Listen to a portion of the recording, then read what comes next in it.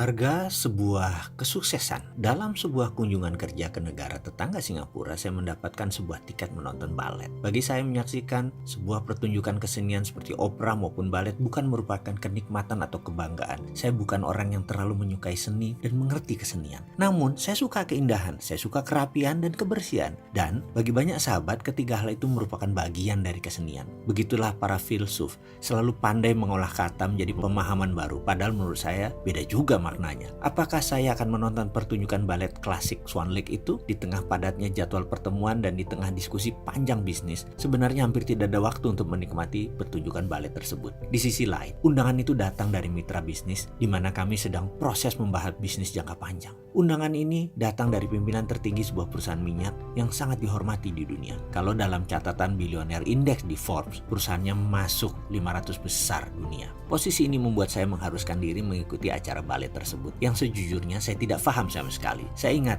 saya memerlukan hampir 1 jam merenungi pentingnya untuk hadir dibandingkan persiapan meeting pagi. Saya baru kembali ke kamar hotel pukul 17, lalu segera ke Esplanade Singapura pukul 19 untuk menyaksikan acara yang dimulai pukul 19.30 dengan mengenakan dress code lengkap, jas hitam dan dasi kupu-kupu.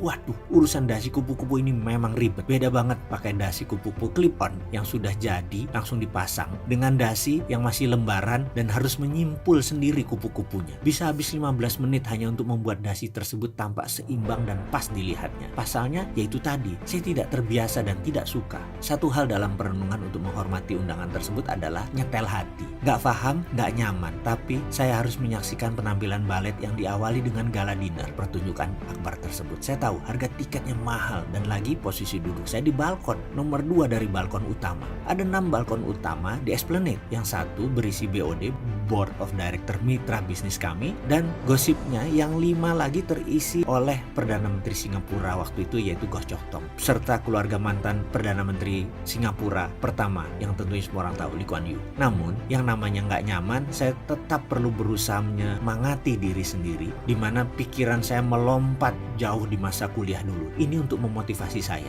Dari 144 SKS atau unit kalau di Amerika, ada 24 unit harus diambil pelajarannya di luar bidang utama kita. Misalnya begini, ada seorang mahasiswa teknik jurusan mesin. Untuk lulus sebagai Bachelor of Mechanical Engineering, dia perlu 120 unit dari mata kuliah wajib dan 24 unit dari mata kuliah GE atau General Education atau pelajaran yang tidak ada hubungan sama sekali dengan teknis. Mereka harus mengambil kelas badminton, kelas sejarah, kelas astronomi, kelas antropologi, dan semua kelas dasar atau basic 101. Dan itu bebas, tidak ada pakemnya. Saya terheran-heran di awalnya dengan keharusan ini, tapi dekan saya mengatakan tujuan Anda mempelajari ilmu selain ilmu wajib tadi adalah untuk keseimbangan hati agar menjadi balance. Karena sebagai engineer yang analitik, teknik, dan kaku, Anda bisa memahami sosiologi daerah tertentu atau sejarah sebuah negara misalnya. Ini membuat Anda bisa melihat dunia dari sisi yang lain, the other side of the coin, sehingga Anda lebih bijaksana dengan kemampuan melihat sisi pandang orang lain. Karena saran tersebut, saya pun mengambil kelas klasik jazz 3 unit, sejarah dunia, arkeologi yang berurusan dengan dinosaurus, serta kelas gastronomi atau ilmu tentang makanan. Itu semua jauh dari dasar keilmuan saya di sekolah aplikasi psikologi sebagai Master Criminal Mind dan Forensic Investigator. Benar-benar tidak nyambung. Namun, saat itu saya bisa melihat dunia meskipun hanya dari kelas kecil saya. Jujur, saya bisa melihat the other side of the coin. Berdasarkan ingatan tersebut, saya pun memutuskan saya akan melihat sisi lain kehidupan. Saya akan menonton pertunjukan balet tersebut. Saya kuatkan hati saya pump up, saya semangatkan, saya bulatkan tekad. Saya pun tiba di Esplanade tepat waktu. Sebagaimana kebiasaan pertunjukan red carpet seperti waktu itu, yaitu diawali dengan makan mewah berkelimpahan dan ramah tamah sesama penonton yang merupakan high society di Singapura dan banyak ekspatriat. Saya mengambil sisi menyendiri sambil membaca buku isi jalannya pertunjukan dan membaca nama-nama balerina siapa yang akan mampu. Perilaku saya yang mengambil posisi aman sebagai pengamat di ujung adalah perilaku kebanyakan para introvert seperti saya. Kalau tidak nyaman, ya memilih mojok sendiri. Ada 2 nama yang menarik perhatian saya. Pertama, nama penyanyi opera tenor Lea Salonga sebagai bintang tamu. Kebetulan dia termasuk idola saya, sehingga saya pun merasa excited dan sedikit lebih nyaman. Kedua, ada nama seorang balerina Indonesia di daftar penari utama. Saya tidak tahu apakah ini orang yang sama, tetapi 20 tahun yang lalu saya pernah punya sahabat balerina. Dia di New York untuk mengambil sekolah tari dan tidak pernah bertemu sejak saat itu. Saya masih ingat sosoknya dulu yang cantik, setinggi anggun. Itu 20 tahun yang lalu. Tapi saat ini saya nggak ada bayangan sama sekali. Kemudian terdengarlah pengumuman bahwa pertunjukan akan segera dimulai. Kami semua menuju tempat masing-masing. Saya sudah memotivasi diri saya sehingga isi kepala saya hanya prasangka baik. Dan saya akan enjoy the moment, enjoy the present. Singkat cerita, pertunjukan 2 jam tersebut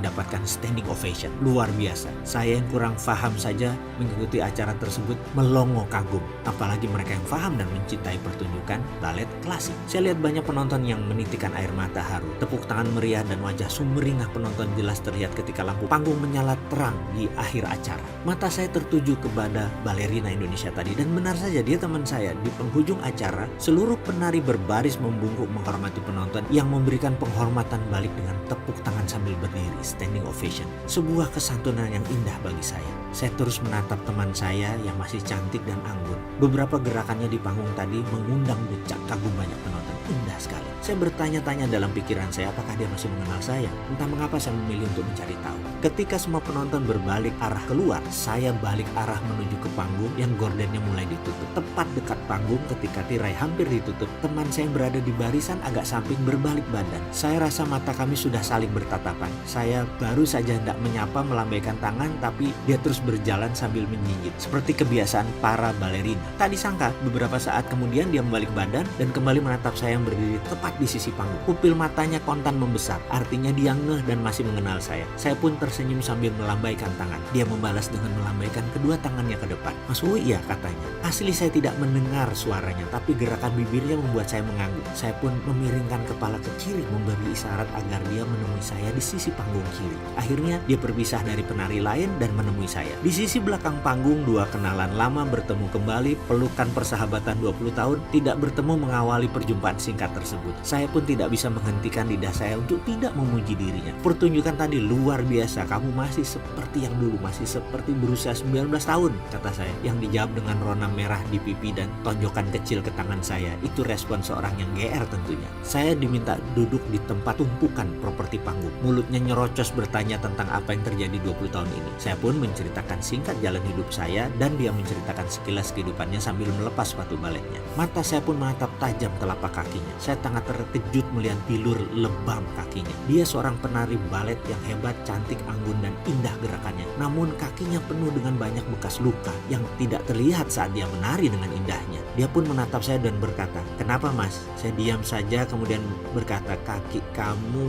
Tanya saya gantung. Dia menjawab, "Itulah harga sebuah keindahan Mas. Bukankah kehidupan begitu?" Katanya sambil tersenyum. Kalimat tadi menghentikan jalan pikiran saya, membuat saya membayangkan bahwa ternyata setiap penari, pelukis, pemimpin, seorang yang sukses, usahawan, inovator, bintang film hebat, olahragawan top, semuanya pasti memiliki kesakitan, memiliki kesedihan, memiliki kepedihan dan bekas luka yang hebat. Itu semua tidak terlihat saat kita hanya melihat suksesnya saja. Padahal semua kesuksesan memiliki harga yang harus dibayar.